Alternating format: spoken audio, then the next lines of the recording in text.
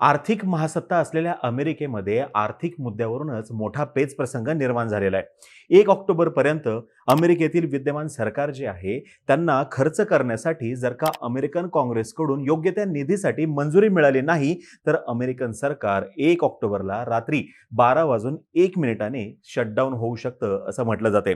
गेल्या कित्येक दिवसांपासून अमेरिकन काँग्रेस आणि सरकार या कोंडीमधून मार्ग काढण्याचा प्रयत्न करताना दिसत आहेत, पण त्यांच्यातील कोणतीही चर्चा अजूनपर्यंत तरी फ्रुटफुल ठरलेली नाहीये।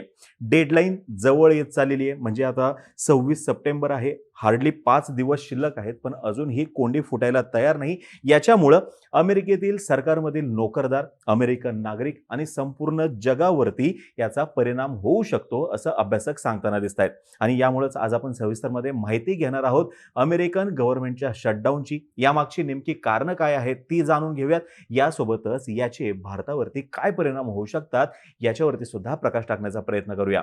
नमस्कार, मी अरुणराज जाधव बोल व्हिडिओवरती तुम्हा सर्वांचं अगदी मनापासून स्वागत करतो। आता बघा, माहिती सांगण्याच्या अगोदरच एक फॅक्ट इथे तुम्हाला सांगू इच्छितो। लॉकडाऊन ही वेगळी गोष्ट आहे आणि शटडाऊन ही वेगळी गोष्ट आहे, आणि आपण या ठिकाणी चर्चा करतोय ती शटडाऊनची। अमेरिकन काँग्रेसने सरकारी खर्चास मंजुरी जर का दिली नाही, तर सरकारजवळ निधीची कमतरता निर्माण होईल आणि नाईलाजाने मग सरकारजवळ कर्मचाऱ्यांना कामावरून कमी करण्याशिवाय पर्याय राहणार नाही, कारण की कर्मचाऱ्यांना पैसे देण्यासाठी त्यांच्याकडे निधीची कमतरता निर्माण होईल। आणि याचा परिणाम असा होईल की अमेरिकन सरकार हे शटडाऊन फेजमध्ये जाईल।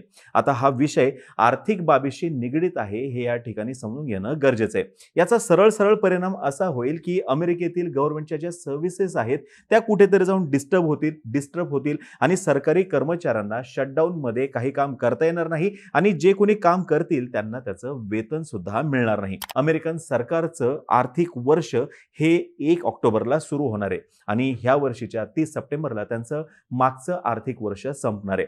आर्थिक वर्ष संपता पुढील आर्थिक वर्षासाठी अमेरिकन काँग्रेसची खर्चासाठी मान्यता मिळणं गरजेचं असतं, आणि नेमकं याच ठिकाणी तिथं कोंडी निर्माण झालेली आपल्याला दिसून आलेली आहे। अत्यावश्यक सेवेतील कर्मचाऱ्यांचा जॉब जाणार नाहीये, हे खरं जरी असलं तरी सुद्धा शटडाऊन काळातील त्यांना पैसे सुद्धा मिळणार नाहीयेत।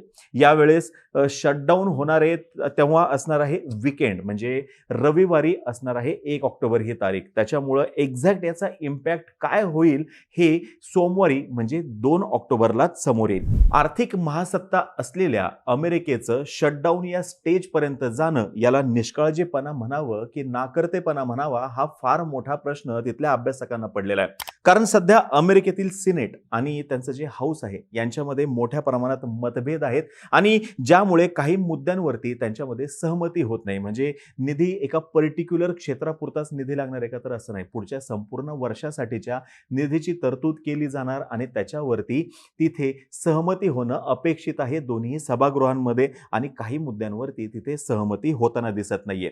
डेमोक्रॅट्स त्यांच्या स्टँडवरून हलताना दिसत नाहीयेत, रिपब्लिकन सुद्धा त्यांच्या स्टँडवरून हलताना दिसत नाहीयेत, आणि आता तर अशी परिस्थिती निर्माण झालेली आहे, जो पक्ष सत्तेमध्ये आहे त्याच्यातीलच एक गट विरोधकांना सहाय्य करताना दिसतोय।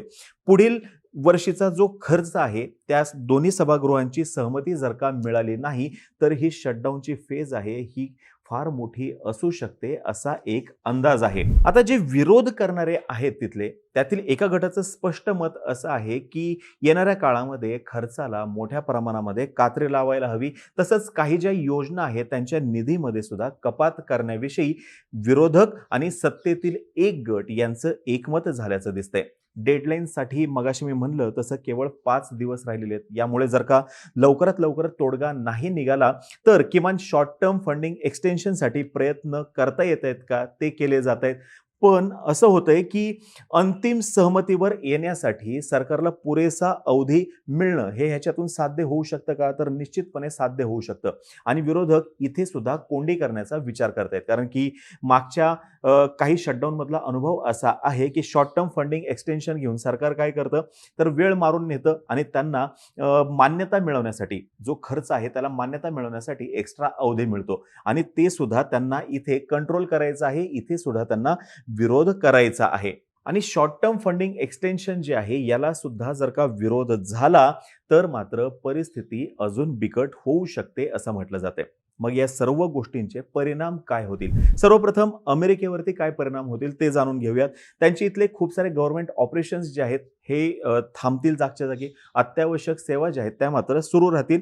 त्यांचे इथे जे मिलिटरी पर्सनल आहेत, जवळपास 20 लाख मिलिटरी पर्सनल आहेत, त्यांना काही प्रॉब्लेम येणार नाही. पण जे कोणी पेंटागॉन या त्यांच्या संरक्षण विभागात काम करतात असे 8 लाख जणांना कदाचित कामातून मुक्त करावं लागेल, कारण की त्यांना देण्यासाठी त्यांच्याकडे निधी उपलब्ध नाहीये. शटडाऊनच्या आधी जे कोणते कॉन्ट्रॅक्ट झालेले असतील ते कॉन्ट्रॅक्ट कंटिन्यू होतील, पण नवीन कोणतेही कॉन्ट्रॅक्ट किंवा नवीन सर्व्हिस ऑर्डर जे आहेत त्याच्यावरती निश्चितपणे इम्पॅक्ट होणार आहे. कदाचित त्यांना मान्यता सुद्धा मिळणार नाही, प्रोव्हाइडेड जे संरक्षण क्षेत्राशी संबंधित आहेत ते सोडून. यासोबतच सर्व क्रिमिनल प्रॉसिक्युशन जे आहेत ते सुद्धा सुरू राहणार आहेत. याच्यामध्ये डोनाल्ड ट्रम्प यांच्यावरती जे काही चार्जेस सुरू आहेत, त्यांची जी काही प्रोसिडिंग चालू आहेत ती सुद्धा सुरू राहणार आहे. यासोबतच बॉर्डर पेट्रोल आणि इमिग्रेशन एन्फोर्समेंट एजंट जे आहेत त्यांचं सुद्धा काम सुरू राहणार आहे. 13 ऑक्टोबर पर्यंत काम करण्यासाठी फेडरल कोर्टाकडे सध्या तरी निधी उपलब्ध आहे आणि अपेक्षा अशी आहे की 13 ऑक्टोबर पर्यंत याच्यावरती निश्चितपणे तोडगा निघेल. पासपोर्ट आणि व्हिसा प्रोसेसिंग फंड आहे तोपर्यंत सुरू राहील, पण फंड आहे तोपर्यंत म्हणजे कुठपर्यंत याच्याविषयीची निश्चित माहिती काही उपलब्ध झालेली नाहीये आणि अशा खूप साऱ्या गोष्टी यांच्यावरती इम्पॅक्ट होऊ शकतो. आता हे किती दिवस चालेल तर काहीच सांगता येत नाही. मागच्या वेळेस म्हणजे डोनाल्ड ट्रम्प ज्यावेळेस सत्तेमध्ये होते त्यावेळेस हा शटडाऊन 35 दिवसांपर्यंत चाललेला होता आणि त्यावेळेस ट्रम्प यांना विरोध करण्यासाठी हा शटडाऊन झालेला होता. ट्रम्प यांचं म्हणणं असं होतं की अमेरिकेची जी बॉर्डर आहे त्यातल्या त्यात मेक्सिकोला लागून असलेली जी बॉर्डर आहे त्या ठिकाणी त्यांना भिंत बांधायची होती आणि या भिंतीसाठी त्यांना फंडिंग हवं होतं आणि ते अडवण्यासाठी म्हणून त्यावेळेस जवळपास 35 दिवस शटडाऊन चाललेला होता. पण इतर जे काही महत्त्वाचे त्यांचे इथले बिल्स होते त्यांना मात्र तिथे सहमती मिळालेली होती, म्हणून त्याचा इतका इम्पॅक्ट जाणवलेला नव्हता.